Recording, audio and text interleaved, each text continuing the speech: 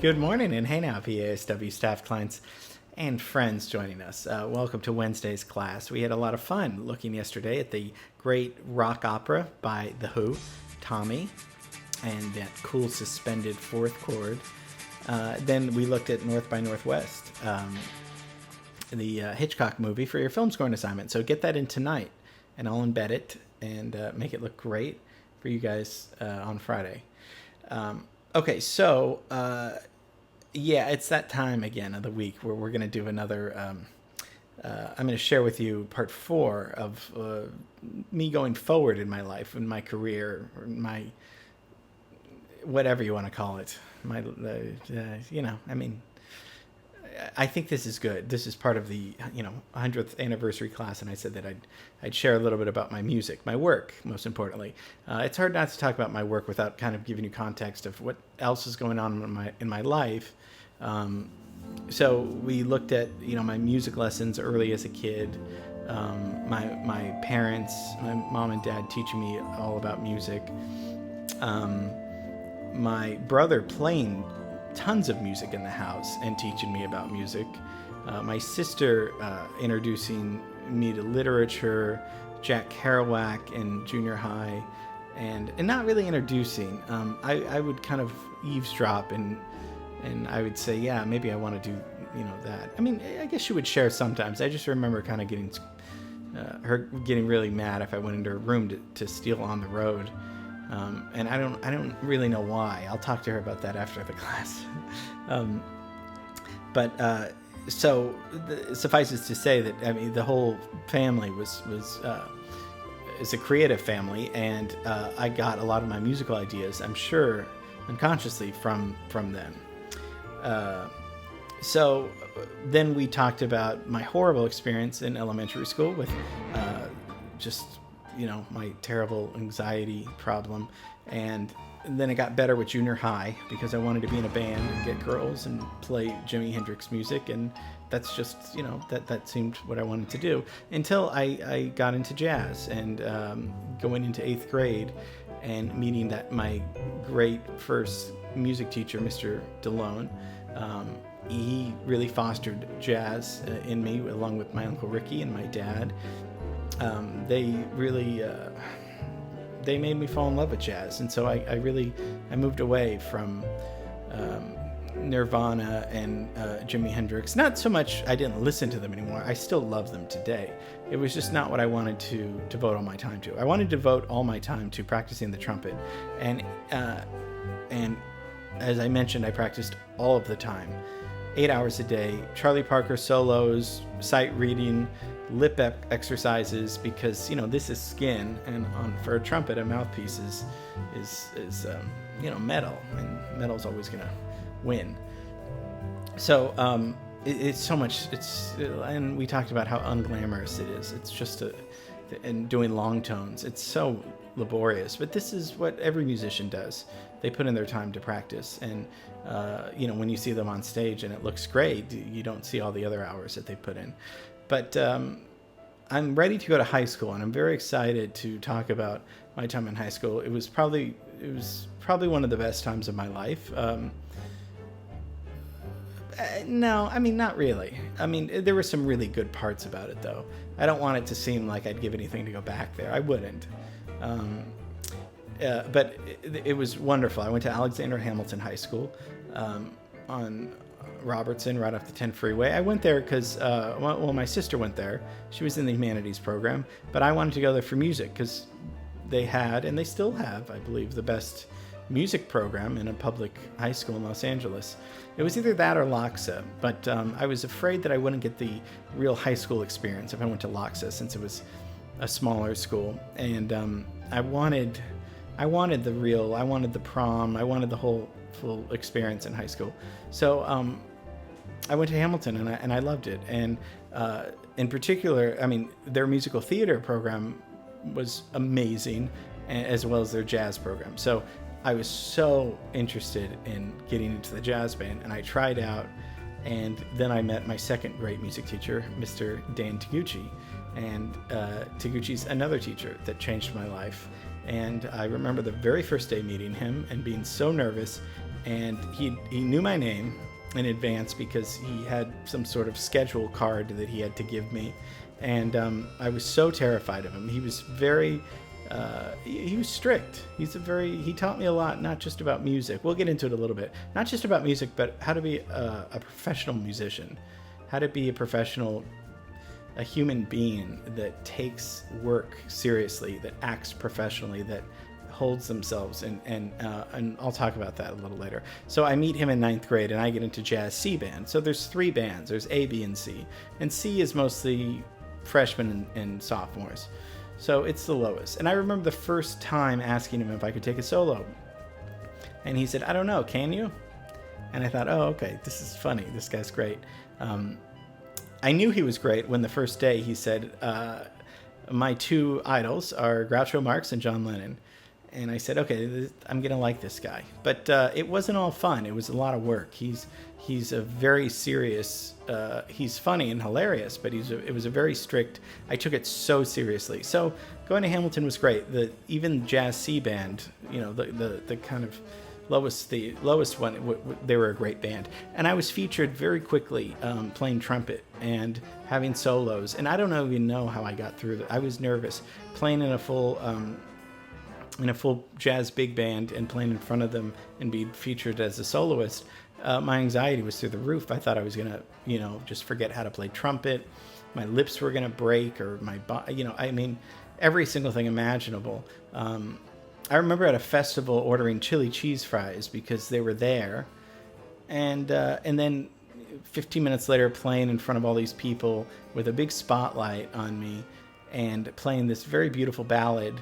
And then realizing halfway through the solo that, why did I eat that? I'm sweating chili cheese literally from my forehead. I don't know why. I just thought, and that was a really bad idea. So, but the greatest thing in the world happened to me, and it was still one of the greatest days of my life when I found out I got into A band as a sophomore. That was almost unheard of. Very few people ever made that jump, but I was precocious. I was also lucky, but I worked really hard, and so I was the youngest person in that jazz band, and that was one of the best years. Jazz band made it just wonderful. I learned so much about music, about playing, and like I mentioned before, my dad was very smart. He made sure I had piano. Other musicians were in other ensembles. They were in orchestra, they were in wind ensemble, brass ensemble. You could only take 2 classes. Jazz was one, and the other one I took was piano, which was atypical because my other jazz guys weren't, they were in the marching band or other things because, it was another way to play music. But I took piano lessons, and I didn't know how good I was. I was mostly self-taught, and I knew how to read music, of course, but my dad really wanted me to go into playing piano. So I remember I enrolled in freshman piano playing. And the songs were pretty easy. And I realized that I could play them better than I thought I could play them. So I was playing Down in the Valley, which is a really nice, fun, nursery rhyme song. But I was like, I think this might be too easy for me. But, I was like, it's fine. I don't need. And I don't know if it was my mom's suggestion or something, but I was like, okay, some of these songs are really easy. So I transferred into, I don't know. This was general piano, and then you could go into piano 4, and piano 4 was like where you had private keyboards. Everyone had their own headphones. Everyone was practicing. This was kind of all a free for all, a generic piano class.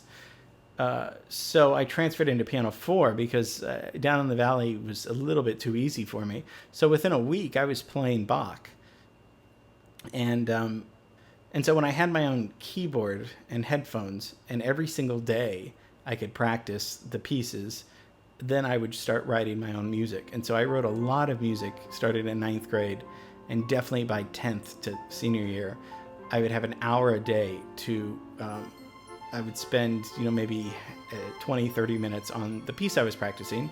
And I became a very good piano player. I remember learning an Aaron Copland piece, The Cat and the Mouse, and I remember hearing a girl play it at a recital, and I was thinking, man, Aaron Copland, I've heard of that composer. We've talked about Aaron Copland, the Appalachian Spring. composer and rodeo. And I remember thinking, I'll never be able to play that. That's really advanced and really hard. But I worked hard and I learned it. And after that, I started writing pieces for the piano that were more sophisticated and also that were more still melodic. I was very influenced by Rhapsody in Blue because that was a classical jazz piece, and I was somewhere in that middle, classical and jazz. I was really loving the jazz band, but I was playing all classical piano music. But I was interested in writing, like we talked about when I heard and watched the movie Pal Joey. That really got me into wanting to write jazz songs, jazz standard songs. But also with piano class, I was writing songs kind of in the, like, classical songs, like the Aaron Copland one. This is an early one that I wrote in 10th grade, I believe. And I could perform them and play them. And it was one of my favorite times because, as you could have guessed, I was terrified in high school. Didn't really think I was going to get beat up as much. I was more worried about getting beat up in elementary school. High school, I think I was probably worried about throwing up every day in front of everybody. That was a big, although that was also in elementary school too. So I'm trying to remember, but I do remember walking around terrified every minute. And we talked about my horrible anxiety and OCD and depression, and that wasn't really diagnosed yet. That will be in a future class. But it was a great creative time for me, and it was also wonderful because I think my dad saw that I was excelling in composition, and I was very interested in learning how to use the computer to write music, because I knew that somehow some people were writing music on the computer and being able to orchestrate it and get sounds. So back then it was General MIDI, and MIDI is still something we use, and it's an amazing invention, but every kind of PC computer would have these electronic MIDI sounds. So the flutes, the clarinets, they sounded terrible. But when I was 15, I thought it was better than nothing. It was amazing. And I remember getting access to some of these free sounds that came in on our big-ass computer. And then finding some free music software and starting to write on the computer, something called Magic software. But when I understood how to start writing on the computer, it was like going into a playground. It was just, oh my gosh, it was the greatest feeling in the world. It was like, up until that moment, my head was, the floodgates were open with ideas. It was playtime now. And I did fine in school. I'm not a very bright student at all. I got, I'm a B student probably. But I spent all of my time writing at the computer. My imagination it was probably one of the most beautiful creative times of my life, because when I could write freely into the computer and using sounds, and I wasn't worried about orchestration. I knew that I would learn that later. I knew that I would learn counterpoint and harmony later. I just wanted to write freely, write music, and just sit back and let my imagination take over. And it's just one of the most beautiful parts, memories that I have. So, and then my dad took me to Sam Ash in Hollywood and got me Sibelius. And that was a big purchase. That was an expensive thing. Like I said, we were middle class, but that's a big purchase, and I'm still very grateful for that purchase. And as soon as I got that program, it allowed me to really start making professional notated scores with parts. And then my next thing was, okay, I'm going to write something for the symphony orchestra, and we're going to stop there. I thought we'd make it through high school, but I'd rather keep these short and you still like me, rather than just go way long and just one long class where you're just so annoyed with me by the end. So let's just settle down and take a breath. And we're gonna start the next one. I'm not sure when. Maybe tomorrow, maybe next week. I don't know. I'll keep you guys guessing. We'll do the last 2 years of high school, and my orchestra piece, and a little bit more about Dan Taguchi. And I think this is fun. This is good for us. Okay, I love you guys. Thank you for listening. Really sweet and very much appreciated. And I'll see you tomorrow.